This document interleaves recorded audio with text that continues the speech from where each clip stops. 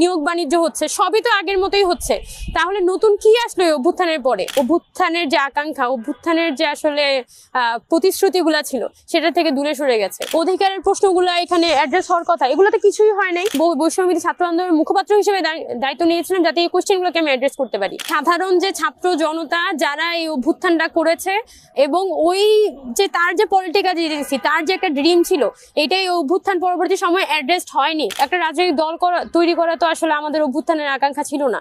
এখানে তো আসলে আমাদের জনজীবনের যে দৈনিক সমস্যাগুলো সেগুলো অ্যাড্রেস করাও তো আমাদের একটা বড় লক্ষ্য ছিল।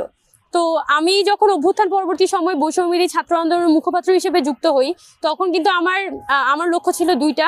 একটা হচ্ছে অভ্যুত্থানের যে আকাঙ্ক্ষাগুলো ছিল, আমাদের ছাত্র সংসদ নির্বাচনগুলো সকল বিশ্ববিদ্যালয়ে অ্যারেঞ্জ করা, আমাদের ছাত্র রাজনীতির একটা সুরাহা করা, আমাদের আওয়ামী লীগের বিচারের প্রশ্নগুলো তোলা, আমাদের অভ্যুত্থানে যারা শহীদ আহত আছে তাদের এখানে পুনর্বাসনের ব্যবস্থা করা, আমাদের যে বর্তমান স্বাস্থ্য ব্যবস্থা আছে এটা যে একটা ভয়াবহ ভঙ্গুর অবস্থা, এই স্বাস্থ্য ব্যবস্থা নিয়ে কাজ করা, শিক্ষা ব্যবস্থা নিয়ে কাজ করা। আমি কিন্তু ওই ধরনের একটা ড্রিম নিয়েই কিন্তু এই অভ্যুত্থানের পরবর্তী সময়ে বৈষম্য ছাত্র আন্দোলনের মুখপাত্রের দায়িত্বটা নিয়েছিলাম। এটা হচ্ছে এক নম্বর। আরেকটা দ্বিতীয় বিষয় ছিল যে অভ্যুত্থান পরবর্তী সময়ে নারীরা যে অ্যাজ এ হোল সাইডলাইন হয়ে গেছে। আমার মনে হচ্ছে যে এখানে যে আমার সামনে এসে কথা বলাটা জরুরি এবং আমার সামনে এসে ওইটা অ্যাড্রেস করাটা যে না, নারীরা আছে এবং কেন আসলে নারীরা সাইডলাইন হয়ে গেছে, এগুলো একদম পয়েন্ট টু পয়েন্ট ধরে আমি যদি মুখপাত্র হয়ে কথা বলি তাহলে এটা বেশি গুরুত্বটা পাবে। এই জায়গা থেকে কিন্তু আমি এখানে এসে আমার পজিশনগুলো এবং অ্যাজ এ নারীদের কমিউনিটি আকারে আমি পজিশনগুলো এখানে তুলে ধরার চেষ্টা করেছি। কিন্তু আপনি যদি দলের কথাটা বলেন, আমার মনে হয়েছে যে আমি অভ্যুত্থানের যে মানে একটা আকাঙ্ক্ষা ছিল, অভ্যুত্থান তো আসলে অনেকগুলো সমস্যা একসাথে সমাধান করে ফেলার কথা, কিন্তু আমরা যদি মন্ত্রণালয়গুলোতে দেখি সেখানে তো ঠিকই আপনার বদলি বলি, তদবির হচ্ছে, মানে বিনিয়োগ হচ্ছে, মানে কি বলে, নিয়োগ বাণিজ্য হচ্ছে, সবই তো আগের মতোই হচ্ছে। তাহলে নতুন কি আসলো এই অভ্যুত্থানের পরে? এই জিনিসটা তো একটা প্রপার অ্যান্সার আসলে আমি মনে করি যে জনগণ হিসেবে আমার পাওয়ার হক আছে, কারণ আমি অভ্যুত্থানে ছিলাম। আমি যদি আমার ইউনিভার্সিটির দিকে তাকাই, এই ঢাকা বিশ্ববিদ্যালয়ে আজকে থেকে 2 বছর পরে যদি আরেকটা হচ্ছে আপনার নির্বাচন হয়, তখন জাতীয় নির্বাচন হয়, তখন যে আবার হলগুলো পুনর্দখল হবে না সেটা কি কোনো গ্যারান্টি আছে? আমরা কিন্তু চেয়েছিলাম ইউনিভার্সিটি যাতে একদম লিখিতভাবে করে যে ছাত্র রাজনীতি এই ফর্মে সংস্কার হবে, এবং আমি বারবার করে কিন্তু বলেছিলাম যে সকল ছাত্র সংগঠনগুলোকে নিয়ে, সাধারণ স্টুডেন্টদেরকে নিয়ে আপনারা সংলাপ করেন, আপনারা ডিবেটের আয়োজন করেন, আপনারা সব স্টুডেন্ট সেখানে পার্টিসিপেট করুক, যার যা মতামত সেটা দিক।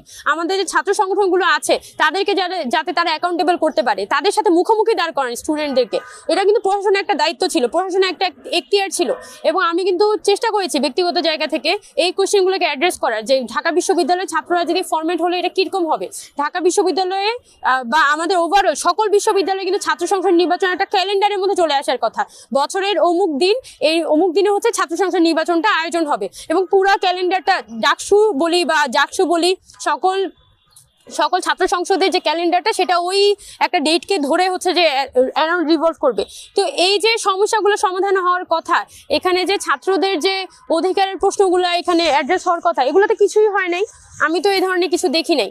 অন্তত আমি যদি ঢাকা বিশ্ববিদ্যালয়ে দেখি, আমি একদম প্রথম এক্সপেকটেশন, আমি তখন জুলাই গণপরিষদের একটা আলোচনায় গিয়েছিলাম, পরে মঙ্গলবারের গল্প সপ্তাহের কেমন বিশ্ববিদ্যালয় চাই নামে একটা আলোচনায় গিয়েছিলাম। ওখানে আমি আমার একটা কথা বলেছিলাম যে আমি চাই যে ঢাকা বিশ্ববিদ্যালয় একটা রাজনৈতিক বিশ্ববিদ্যালয় থেকে একটা একাডেমিক বিশ্ববিদ্যালয় হোক। 1971 সাল পরবর্তী সময়ে ঢাকা বিশ্ববিদ্যালয় কিন্তু একটা বড় সুযোগ ছিল, এখানে একটা রাজনৈতিক বিশ্ববিদ্যালয় থেকে ওর যে একটা রাজনৈতিক বিশ্ববিদ্যালয় শুধুমাত্র মিছিল করে যাওয়ার যে একটা তকমা, সেই তকমাটা যাতে ঘুচুক এবং ঢাকা বিশ্ববিদ্যালয় যাতে একটা তার একাডেমিক দিকে যাতে ফোকাসটা করতে পারে। কিন্তু আপনি যদি ঢাকা বিশ্ববিদ্যালয়ের বর্তমান পরিস্থিতি দেখেন, এখানে নিয়োগগুলো যদি হয় এটা কিন্তু একই ধরনের পলিটিক্যাল বিবেচনাতেই নিয়োগগুলো হচ্ছে। তো স্বাভাবিকভাবেই আমার মনে হয়েছে যে এই ওই কোশ্চেনগুলার কোনো প্রকার সুরাহা করা ছাড়া আমি মনে করি না যে কোনো রাজনৈতিক দলে আমি এখনই যাইতে চাই। আমি ছিলাম ওই ছাত্র সংগঠন থেকে, আমি অব্যাহতি নিয়েছিলাম যাতে আমি এই কোশ্চেনগুলোকে অ্যাড্রেস করতে পারি, এবং বৈষম্য ছাত্র আন্দোলনের মুখপাত্র হিসেবে দায়িত্ব নিয়েছিলাম যাতে এই কোশ্চেনগুলোকে আমি অ্যাড্রেস করতে পারি। এবং আমি এখনো পর্যন্ত এইগুলোকে অ্যাড্রেস করে যাচ্ছি, প্রশাসনের সাথে যদি কথা বলার সুযোগ সেটা করছি। মানে আমি দেখছি যে অভ্যুত্থানের একটা বড় অংশই তারা মানে ওই যে অভ্যুত্থানের যে আকাঙ্ক্ষা, অভ্যুত্থানের যে আসলে প্রতিশ্রুতিগুলা ছিল সেটা থেকে দূরে সরে গেছে। আমি সাধারণ যে ছাত্র জনতা যারা এই অভ্যুত্থানটা করেছে হয়েছে এবং ওই যে তার যে পলিটিক্যাল এজেন্সি, তার যে একটা ড্রিম ছিল, এটাই অভ্যুত্থান পরবর্তী সময় অ্যাড্রেস হয়নি এবং এটা এই তাদের ড্রিমগুলোকে অ্যাড্রেস করে বিভিন্ন মানুষ তাদের পকেটভুক্ত করেছে অভ্যুত্থানটাকে। আমার কাছে বিষয়টা এমন মনে হয়েছে। তো এটাকে বরং অ্যাড্রেস করা, সাধারণ মানুষের প্রতিনিধিত্ব হিসেবে থাকা এবং সাধারণ নাগরিক যারা তাদের যে সমস্যাগুলো সেগুলোকে অ্যাড্রেস করাটা আমি মনে করি যে আমার এই মুহূর্তে একটা বড় কর্তব্য। সেটা আমি দলের মধ্য থেকে এই মুহূর্তে করতে যাচ্ছি না, যেটা কোনো ধরনের পলিটিক্যাল অ্যাফিলিয়েশনের মধ্যে থেকে করতে যাচ্ছি না।